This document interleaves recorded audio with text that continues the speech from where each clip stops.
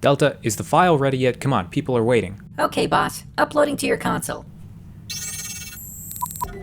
Okay. This'll do.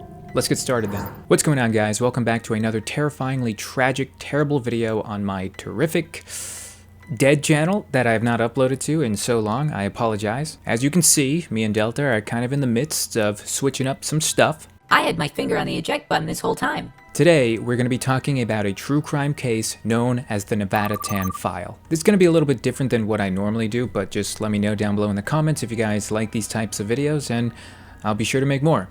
Alright, without further ado, let's go. Probably only a few people know about the meme Nevada Tan. This meme is more common in Japan. However, numerous people across the globe know the story behind it. Okay, pause. Why is it playing in my voice? I just figured since you used to read scary stories, it would be appropriate to put it in your voice. Delta, if I actually spoke like that, I'd be making top 10 videos. Let's just cut down on the enthusiasm, okay? I'll read it myself. Sure thing, meatbag. This is the story of a serious crime. It's one of those crime stories that will play in your mind. You'll want to search for updates and figure out what remains of it to this day. This is the story of Nevada Tan. It was the year 2004 when an 11-year-old girl named in court documents at the time as Girl A murdered her best friend. Girl A's real name was Natsumi Tsuji, but her identity wasn't revealed at the time because of age and privacy concerns. The crime not only became a worldwide sensation due to her young age, but it also became an internet phenomenon. Natsumi's cute appearance and young age, along with her notable Nevada jersey, prompted many people to eventually name her Nevada Tan. Here is her story. Okay, now we're talking, see? I told you this case would be interesting. Now all you have to do is make a video. I know, Delta. What do you think we're doing right this second? Alright, let's get back to it. June 1st, 2004 was just another day for the entire world. However, it was this day that took the life of 12-year-old Satomi Mitarai, who lived in the small town of Sasebo, located in Nagasaki Prefecture. She was a student at Okubo Elementary School. On that day, when it was time for lunch, something terrible happened. It's worth noting that the school lunches are served within the classrooms in Japan, and the students eat their lunches together at their desks. During this preparation time, Natsumi asked Satomi to join her in an empty classroom next door. She told Satomi that she wanted to talk about something. Once she and her best friend were alone in the classroom, Natsumi took out a box cutter and decided to slash Satomi's arms, her wrists, and eventually her throat. Satomi was left there to bleed to death in the empty classroom. Holy heck. What is this Natsumi girl's problem?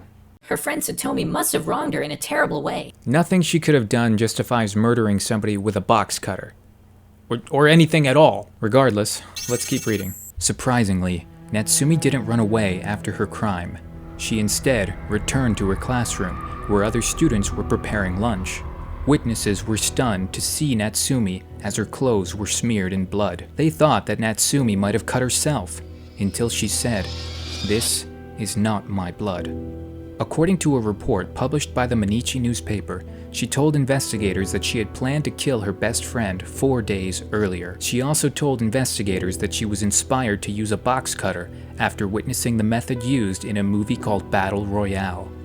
Natsumi said, "I saw that drama. I thought I'd do it that way." This part here, it's pretty much saying that she was influenced by this movie. And this is exactly why I think parents need to monitor what their children watch. I'm not saying the movie's the only reason for the crime, but I'm pretty sure the movie's not for kids, okay? And kids are impressionable. Just like how terrible YouTubers set bad examples for their highly impressionable child audiences. Exactly. The body of Satomi was found in a third-floor study room by a teacher named Kazuyoshi Tominaga, who found that Satomi's throat was deeply cut. Tominaga said, "A girl's body was lying face down on the floor. She was unconscious and not breathing. There was no heartbeat and no one else was at the scene." Reports also suggest that the young murderess drew the curtains before slitting Satomi's throat and brutally kicked the dying Satomi's head and sides to make sure that she was dead. Authorities were called and Natsumi was taken into custody by the police, with news reports claiming Girl A was reported as confessing to the crime, saying, "I have done a bad thing and I am sorry. I am sorry."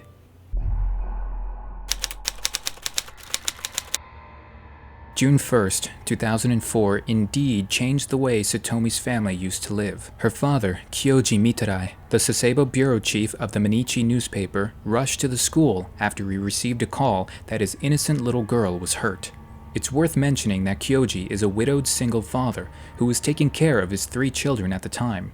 Kyoji was shocked and heartbroken when he saw the lifeless body of his daughter. He said, "When I arrived, Satomi was already lying there collapsed. I couldn't believe what I was seeing.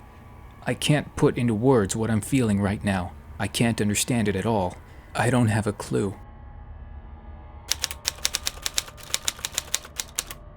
Satomi's mother had died a few years ago due to cancer. Her eldest brother lived away from home, and her other brother, who was 14 years old at the time, lived with them. Satomi's father was quoted saying this of her death: "I cannot imagine life without her around me." No one deserves to go through something like this, and I can only hope that justice was served in the end. But then again, the murderer was a child, which means they can't possibly grasp the severity of murdering somebody. Can they?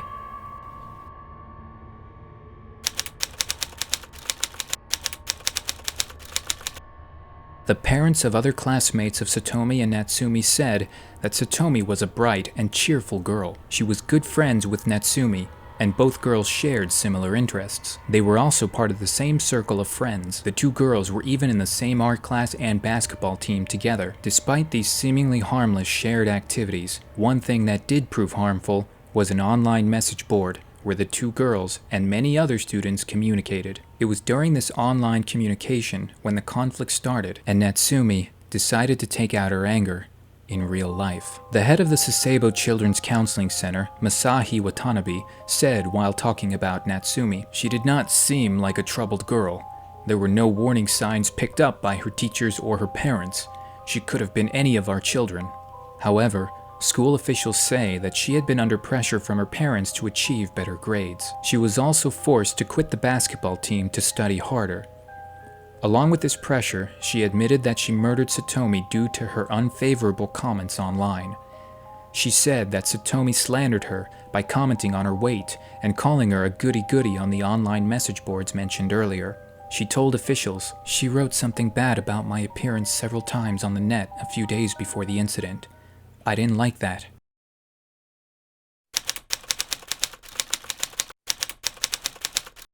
Police psychologists talked to Natsumi and learned about her past before concluding that she had a history of violent incidents. Officials discovered that Natsumi used to punch and kick her other classmates. And as mentioned earlier, she is also a fan of Battle Royale, a detailed and gruesome Japanese manga and movie series about a high school class forced to kill each other to survive on an island. Her classmates say that she was also interested in a variety of violent and eerie content posted on the internet.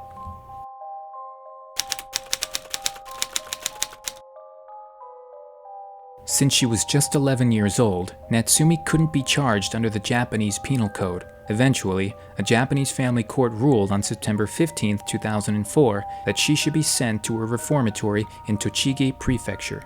So, what's interesting to note here is that although she was initially sentenced to 2 years of involuntary commitment, Natsumi's sentence actually was extended by 2 additional years after another psychological evaluation. So what that means was after the original 2 years, they decided that she still wasn't mentally stable or okay enough to, be released, and they had to commit her again. Which I think makes a whole lot of sense, okay? Because most 11-year-olds don't do this type of stuff. At least not that I know of. During all of this, the whole world was wondering whether Natsumi knew of what she had done and was aware of her actions. Some people think that she was having trouble differentiating between the real world and the online world. Perhaps she couldn't differentiate between real life and fiction. Natsumi later apologized and told her lawyers, "I wonder why I did that. If I thought and acted properly, it wouldn't have happened. I would like to apologize." We will probably never know what exactly caused an 11-year-old girl wearing a Nevada jersey to brutally kill her own friend. Was it the influence of violent comics and movies? Was it the pressure from her parents to get better grades? Or was it because of her own internal struggles that culminated into this vicious crime?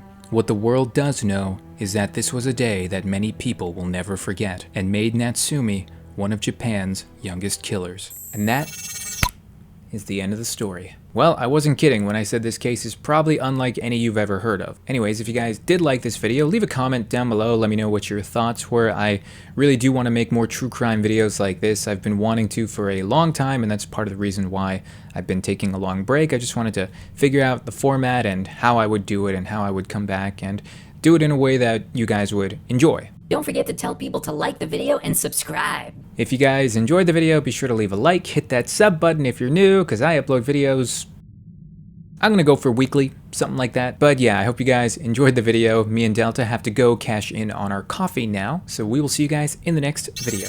Good night.